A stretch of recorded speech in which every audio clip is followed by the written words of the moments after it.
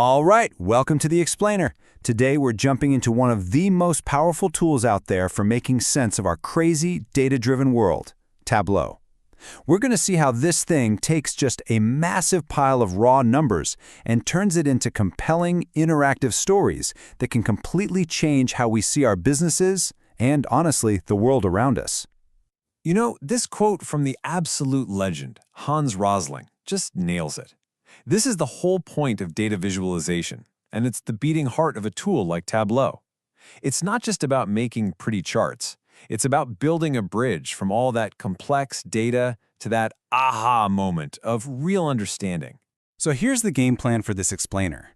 We'll kick things off with why we even need to visualize data in the first place. Then we'll properly meet Tableau and its whole ecosystem.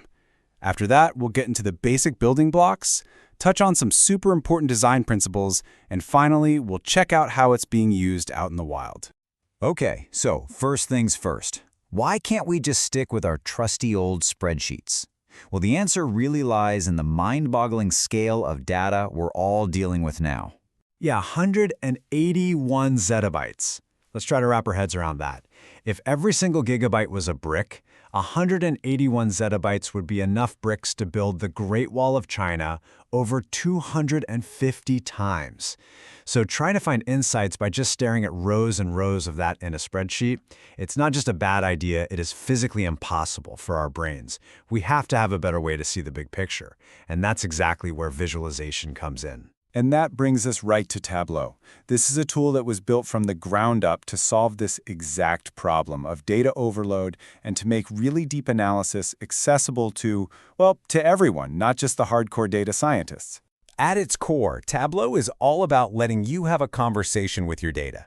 It's got this simple drag-and-drop interface, so instead of writing a bunch of code, you're visually building your analysis.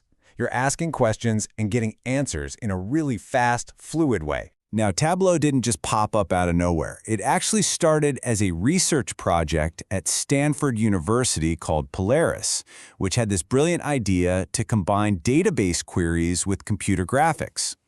It officially became a company in 2003, and then, in 2019, it was acquired by Salesforce, which was huge because it plugged it right into this massive world of CRM and AI.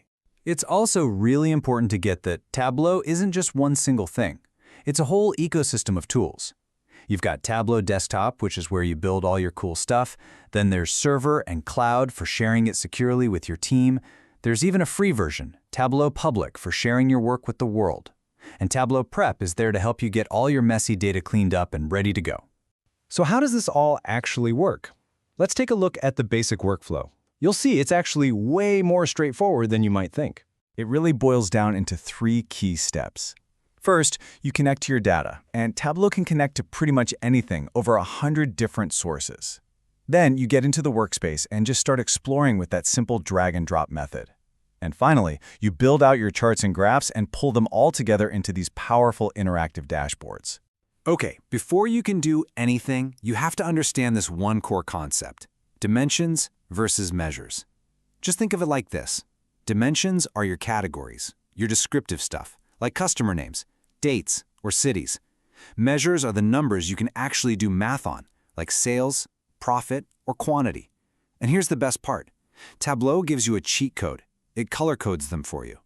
Blue pills are your dimensions, and green pills are your measures.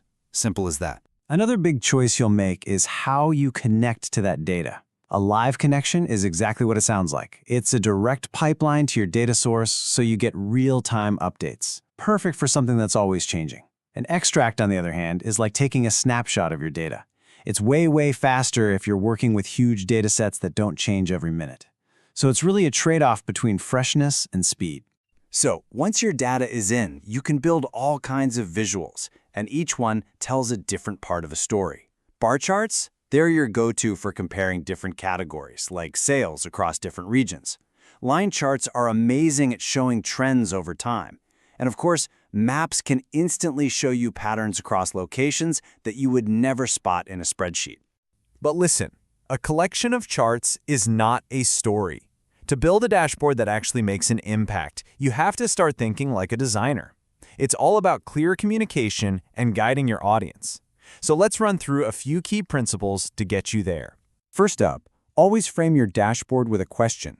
So instead of a boring title like sales data, try something like, which product lines are driving the most profit? See the difference? It immediately puts your audience in an analytical mode and gives them a clear reason to explore what you've built. Next, and this one is so important, simplify, simplify, simplify. Every single line, every border, every bit of extra text that isn't essential, it's just noise. The goal is to make sure every pixel on that screen is working to tell the story of the data. If it doesn't add real value, get rid of it. And please, be smart with color. It is so tempting to just throw a rainbow at your dashboard, but that's usually more distracting than it is helpful. A great rule of thumb is to limit yourself to maybe 4 or 5 unique colors, and use them consistently so that a certain color always means the same thing. At the end of the day, your goal is to tell a story. A really great dashboard doesn't just throw data at you. It guides your attention. It points out the most important insights. It shows you how things are connected. And it builds this clear, compelling narrative about what the data is actually trying to tell you. All right, so with those ideas in mind, let's look at where Tableau is really making a difference out in the real world across all kinds of industries. I mean, the uses are just all over the map. Hospitals are using it to track patient flow and manage resources. Car companies like Bentley use it to make their production lines more efficient. Telecom giants like Verizon monitor their entire network with it. Even sports teams like the Texas Rangers are using Tableau to analyze fan engagement right in the middle of a game. It's everywhere. Now, of course, you can have a conversation about Tableau without mentioning the other heavyweight in the ring, Microsoft's Power BI. This really is the biggest matchup in the entire business intelligence world. So let's do a quick breakdown. Tableau usually gets the nod for its raw analytical power, its incredible flexibility, and its ability to handle just gigantic data sets. Power BI, on the other hand, its superpower is how perfectly it integrates with the whole Microsoft world. Think Excel, Azure, all of that. Plus, its pricing model is often more budget-friendly, which is a huge draw for a lot of companies. So, what's the bottom line? Well, there is no single best tool. It just doesn't exist. The right choice for you depends completely on your situation. Do you need deep, custom analysis on huge amounts of data? Or do you just need something that works perfectly with all the Microsoft tools you already use? Your needs will tell you which one is the winner. Ultimately, what tools like Tableau have done is they've democratized data. They've given all of us the power not just to find information, but to really see it, to understand it, and to share the incredible stories hidden inside. So the only real question left is, what story will you tell?